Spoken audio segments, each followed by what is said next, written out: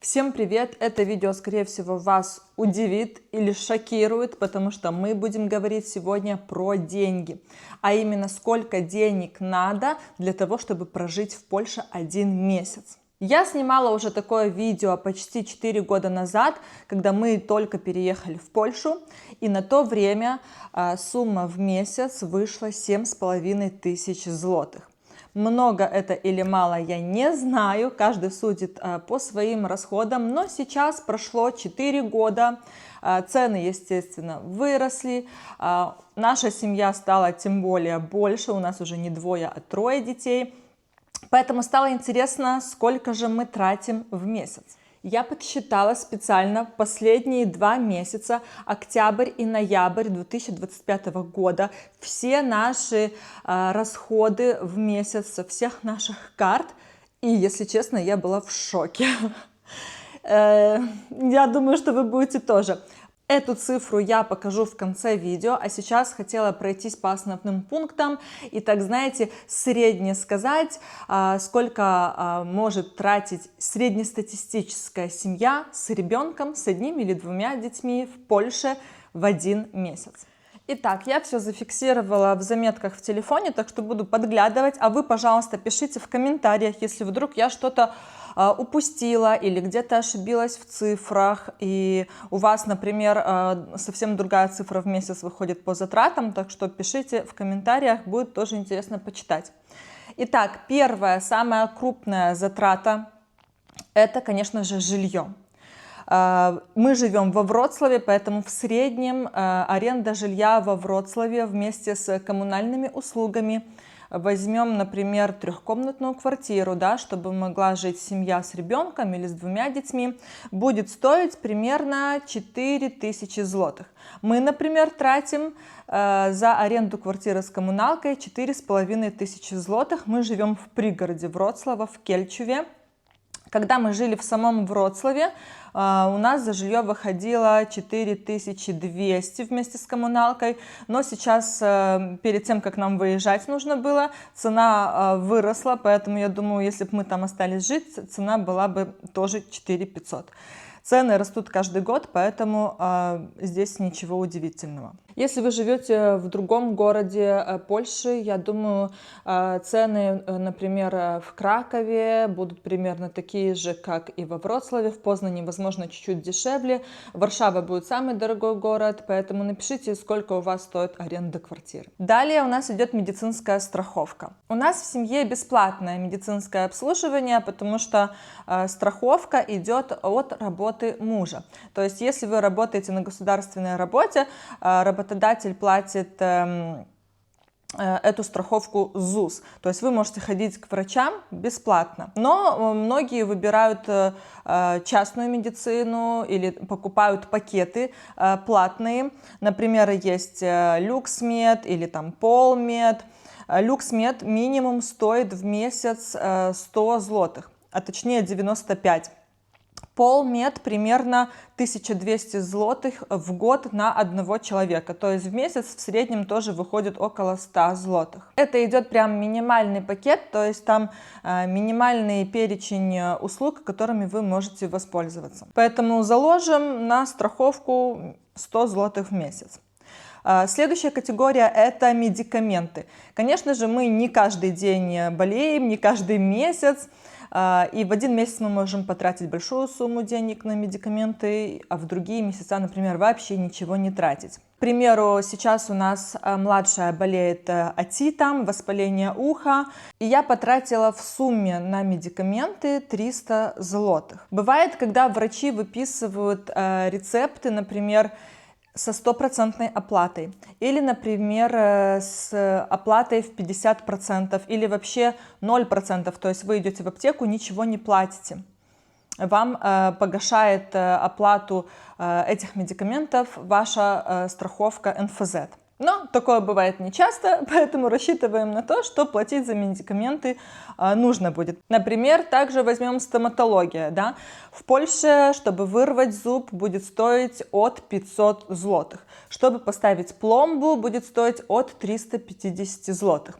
Я также цены буду в евро ставить, чтобы всем было понятно, какой курс. Первичный прием врача, частного врача, будет стоить тоже 300 злотых. Поэтому давайте в среднем возьмем в месяц 200 злотых на медикаменты. Кстати, вырвать зуб в Польше можно и бесплатно, и не нужно платить 500 злотых. Можно это все сделать по НФЗ, если у вас есть бесплатная страховка от работы, но придется ждать очередь. Бывает, нужно ждать не очень, даже долго, недельку. Поэтому, если у вас зуб не очень болит и может потерпеть, лучше потерпеть и пойти вырвать его бесплатно. Теперь про транспорт. Проездной билет на месяц на общественный транспорт во Вроцлаве стоит от 110 злотых. Можно не покупать проездной билет, а платить одноразово каждый проезд, в среднем 5 злотых. В нашем случае мы на общественном транспорте практически не катаемся.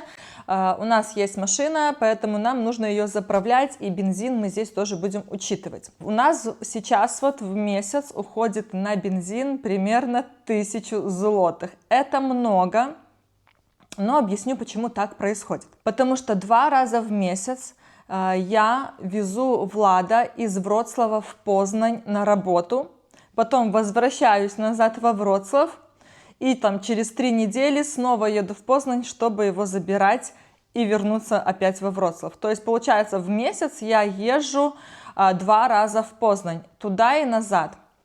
Поэтому выходит так дорого. Так по городу, по Вроцлаву мы катаемся не очень часто.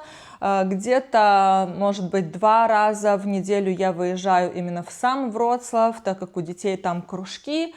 Но катаемся обычно здесь по местности. Адриану единственное в садик вожу, в соседнюю, так сказать, деревню. Это тоже не очень далеко, но все равно затраты на бензин есть. Поэтому в месяц у нас выходит вот такая примерно сумма 1000 злотых. У среднестатистической семьи будет выходить, скорее всего, меньше, примерно злотых 700-800. Давайте возьмем более низкий порог, 700 злотых, и будем учитывать его. Раз уж мы заговорили про машину, тут же нужно учитывать и страховку на машину. В нашем случае мы брали страховку на машину через агрегатор, и у нас вышло 800 злотых в год. Если брать страховку без агрегатора, у нас бы вышло 1300 злотых в год. И то 800 злотых в год, которые мы заплатили, это не минимальный пакет страховки, то есть мы туда еще дополнительные включили удобства, такие как бесплатная буксировка, например, до 150 километров, если вдруг машина встанет, да. А если, например, аккумулятор сел, или там замена колеса, если колесо пробилось. То есть вот такие вот нюансы тоже мы туда добавили. Если вы тоже не хотите платить большие деньги за страховку машины, то вы можете в описании под видео зайти по реферальной ссылке и купить себе страховку через агрегатор, при этом будете иметь кэшбэк 100 злотых. Итак, за страховку в среднем, если разделить на 12 месяцев, выходит 66 злотых в месяц. Далее будем учитывать ремонт машины. В нашем случае, например, у нас машина в хорошем состоянии, ремонтировать ее не нужно, но у всех машины разные. Например, предыдущую нашу машину приходилось периодически ремонтировать, поэтому такие нюансы нужно учитывать и в месяц примерно закладывать 200 злотых на ремонт. Также в Польше платные парковки. В среднем в час 7 злотых стоит парковка. Я, конечно, учитывать сюда это не буду, потому что есть места, где можно и бесплатно припарковаться, но просто отмечу здесь, чтобы вы имели в виду. Следующая графа – это сады и школы. Будем учитывать, что садик будет бесплатный, так как в Польше есть и платные сады, которые стоят ого-го как дорого. Здесь об этом сейчас не буду говорить. Но в среднем 250 злотых на еду на одного ребенка в месяц будет уходить. В нашем случае у нас 3 детей, 2 школьника и 1 ребенок ходит в садик, и в месяц мы тратим примерно 780 злотых, так как в садике после часу дня платим за 1 час 1 злотый. Этот момент тоже учитываем, поэтому выходит у нас 780 злотых в месяц при условии, что дети не пропускают школу и садик. Мобильная связь в Польше. Конечно же, все мы пользуемся мобильными телефонами и без связи никуда, поэтому возьмем 30 злотых за человека в месяц. Это тариф Play. У нас у всех членов семьи есть свои телефоны, поэтому мы платим, ну, кроме младшей, естественно, поэтому мы платим, получается, x4. Следующая графа расходов, наверное, вторая по величине после жилья, это, конечно же, еда. У нас семья тем более большая, и мы любим покушать. Не скажу, что мы прямо экономим и сидим там на овсянке с водой. Нет, у нас полный, так сказать, рацион. У нас есть и фрукты, и овощи, и мясо, периодически рыба, какие-то вкусняшки к чаю, кофе, да. То есть не скажу, что мы прям сидим и прижимаемся. Покупаем все, что мы хотим, но стараемся не раскидываться деньгами направо и налево. То есть все так, знаете, умеренно. Я специально подсчитывала именно по еде наши затраты вот за последний месяц. У нас ушло 1800 злотых. Я, честно скажу, я думала больше. Мне казалось, что мы тратим около 3000 злотых на еду, но, как оказалось, нет.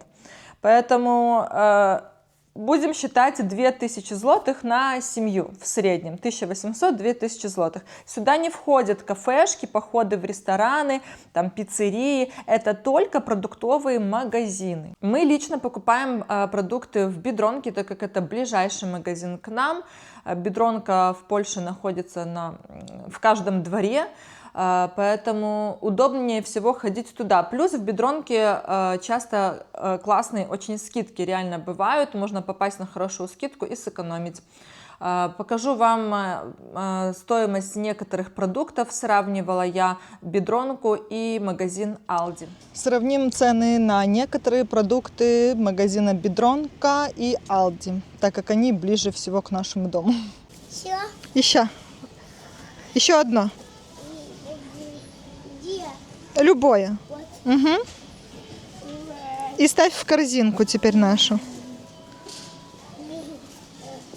Помидоры малиновые, сейчас по акции 17 злотых, а так стоит вообще 25 злотых за килограмм.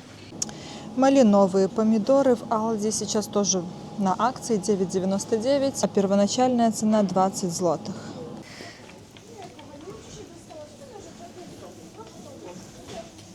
Морковка стоит 3,5 злотых за килограмм. Цена за морковку в Aldi 3,99.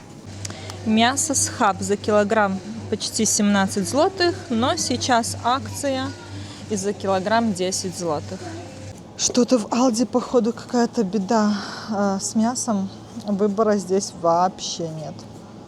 Смотрите, вот это вот все, что здесь имеется. Полки полупустые. В Aldi с хаб 16,99 за килограмм. Полки с овощами и фруктами тоже полупустые. 10 яиц 11,49 в Бидронке. В Бидронке часто акции, сейчас как раз 50% скидка на вторую упаковку, поэтому выгоднее, конечно, брать две. Яйца 11,99, 10 штук, тоже размер L. Нет, еще не пикнула, еще раз. Давай, ставь, все, пикнула, убирай. Бери следующую. Да. Давай, пробивай.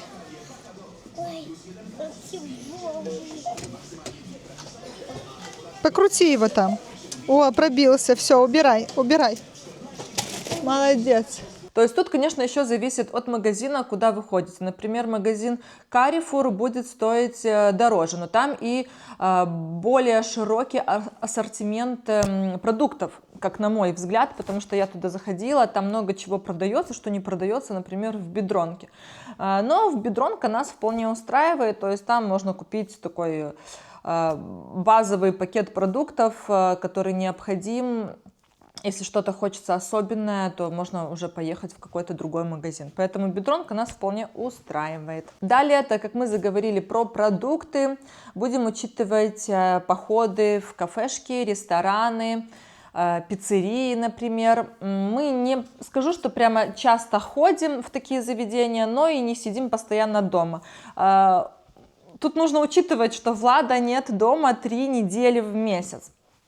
Поэтому я одна не хожу, естественно, по кафе, ресторанам. Мы ходим всей семьей, когда Влад приезжает домой. Если бы Влад жил бы с нами постоянно, то, возможно, у нас бы на это уходило бы больше денег, на вот эти вот всякие гуляния, так сказать. Но в среднем 2 чашки кофе будут стоить в Польше 40 злотых, а большая пицца будет стоить примерно 60 злотых.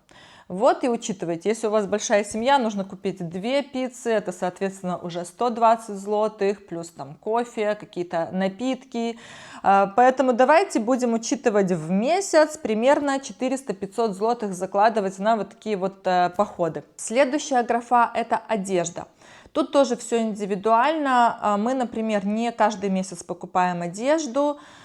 Детям, к примеру, мы покупаем одежду примерно 2 раза в год, это в зимний сезон и в летний сезон.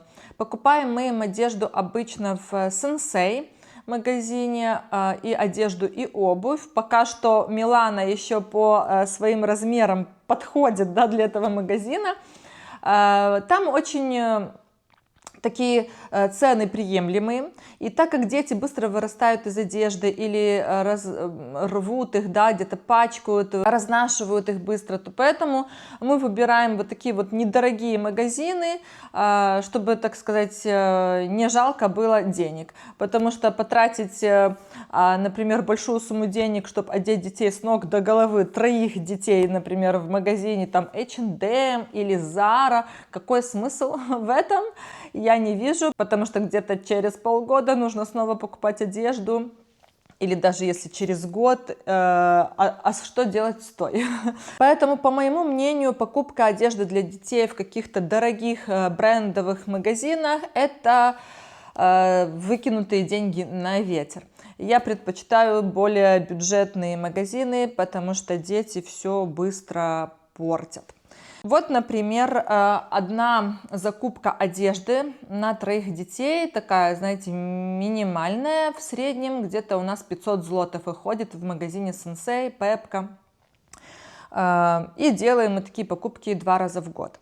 Если есть необходимость, конечно, в течение года еще где-то что-то докупаем. Что касается нас с Владом, то мы себе одежду, не скажу, что часто покупаем. Влад вообще редко, я почаще, но опять же, я могу купить что-то себе, если мне прямо очень-очень понравилось и как на мне сидит. Но я не шопоголик, поэтому в этом плане как бы спокойно. Если, например, вот как сейчас, я хочу себе обновить зимнюю куртку купить, да, и сейчас у нас зима. Но я понимаю, что вот сейчас декабрь месяц, Черная пятница, но в январе будут скидки еще даже больше, чем на Черную пятницу, так как идет распродажа зимней одежды, и продавцы закупают товар на весну. Поэтому есть смысл дождаться января и купить куртку вообще, можно сказать, почти за копейки. Мы так покупали Владу зимнюю куртку, очень классную. Вообще, я не помню, но очень стоило дешево. То есть, если вам надо купить какую-то вещь дорогую, и вы хотите как-то сэкономить, вот вы можете пользоваться таким лайфхаком.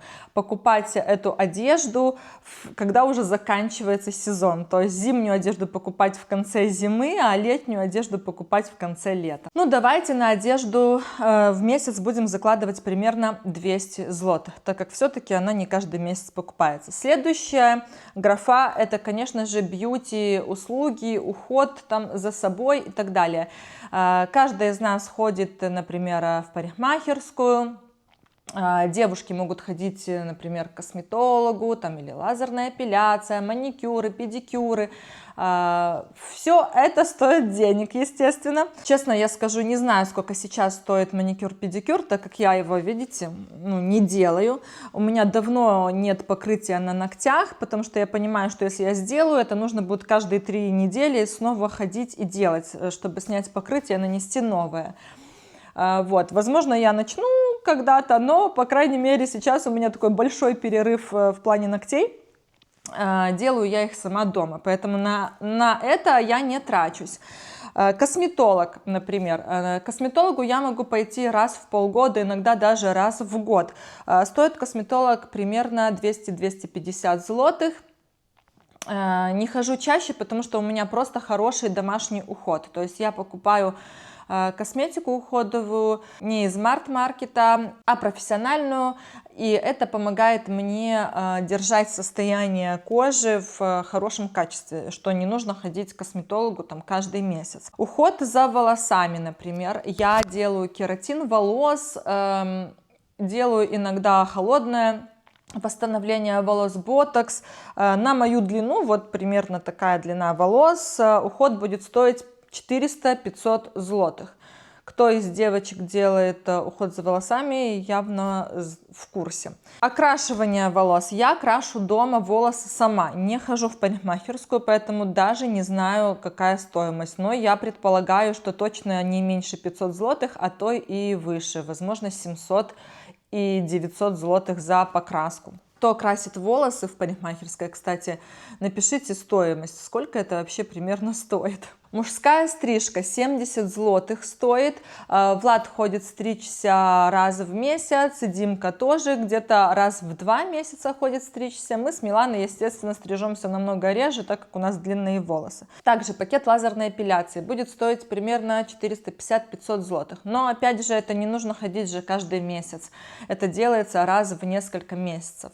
Поэтому давайте будем учитывать в месяц примерно 200-300 злотых на вот такие бьюти-услуги. Далее косметика, плюс туда можно внести шампуни, там бальзамы для волос, скрабы, в общем, все такое для ухода за собой. Туда же можно отнести, например, химию, да, стиральные порошки, там, кондиционеры.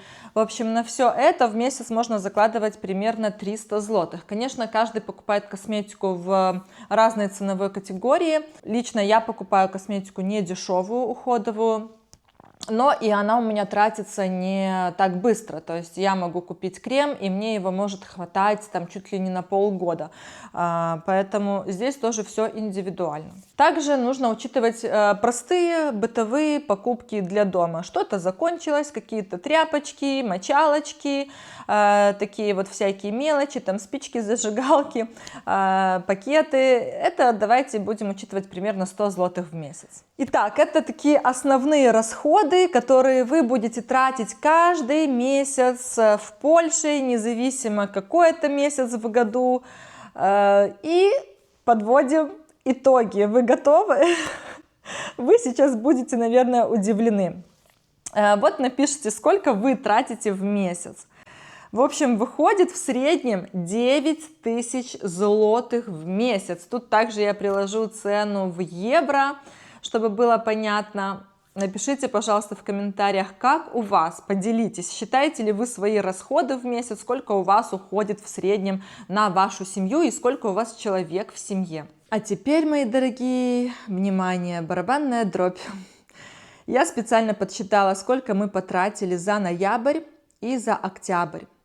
Давайте поэтапно. За ноябрь месяц наши расходы по всем нашим картам, все наши транзакции за целый месяц. Туда входит и квартира, и бензин, в общем, все. И в этом месяце мы покупали детям один раз одежду. Где-то там на злотых 300-400 у нас вышло. В общем, у нас выходит 11 413 злотых. Вот такая вот сумма в месяц. Не знаю, много или мало. Мы никогда раньше не подсчитывали свои расходы вот так вот прямо детально, но мы примерно понимали, что у нас будет точно не меньше 10 тысяч. Ну вот, вышло 11 500. Напишите, это нормально для семьи из 5 человек или я не знаю, честно. Я не знаю просто, как у кого, кто сколько тратит в своей семье, поэтому будет очень интересно прям почитать, сколько у вас. Я заодно сравню нашу семью, сколько мы тратим. Может быть, мы много тратим, и надо немножечко прижаться. Дальше, октябрь месяц. В октябре мы потратили больше. потому что в октябре мы ездили в Турцию на 4 дня, и проживание в Турции, авиабилеты, все это мы тоже здесь учитывали. Также в этом месяце тоже, по-моему, была покупка одежды для детей один раз и какие-то бьюти-процедуры мои. Поэтому за октябрь месяц у нас вышло 17 141 злотый. Вот прям до одной злотувочки вам говорю, сколько мы потратили. Конечно, 17 140 злотых это много. Мы не тратим так каждый месяц. На какие-то поездки, путешествия, естественно, деньги нужно заранее откладывать, да, и планировать это путешествие, чтобы вот так потом по карману не било. Итак, подрезюмирую. Конечно же, мы не тратим по 17 тысяч злотых каждый месяц. Вот в среднем у нас и выходит, как в ноябре. 11,5-12 тысяч злотых в месяц на семью из 5 человек. Конечно, значительно выросли затраты по сравнению с затратами, которые были 4 года назад. Тогда это было где-то 7,5 тысяч злотых. Но тогда и цены были дешевле, и у нас не было третьего ребенка. Тут как бы все это нужно тоже учитывать. Если честно, я боюсь даже представить через, не знаю, еще 4 года, сколько же мы будем тратить в месяц. Дойдет ли цифра до 20 тысяч злотых, я не знаю. Но, конечно, так интересно, знаете, понаблюдать за динамикой. Если вы никогда не подсчитывали вот так вот детально прям свои расходы, вот я вам честно скажу, возьмите, откройте транзакции в приложении своего банка за прошлый месяц и просто вот каждую циферку просчитайте в калькуляторе. Вы будете реально удивлены, сколько у вас ушло в месяц. Отмечу также, что при всех этих расходах мы еще умудряемся откладывать деньги, так как у нас планируется ипотека летом, ремонт, мы берем новостройку, и нам нужно, естественно, откладывать деньги на ремонт, и чем мы, в принципе, уже сейчас и занимаемся. И я даже боюсь представить, какие у нас будут расходы летом, когда мы возьмем ипотеку и будем начинать делать ремонт. Но будем двигаться поэтапно. Ну что, мое видео подошло к концу. Немножечко я вам приоткрыла, так сказать, наши кошельки. Поставьте, пожалуйста, за это лайк, оставьте свой комментарий, можете поделиться этим видео со своими друзьями. Будет мне очень приятно. До новых встреч. Всем пока-пока.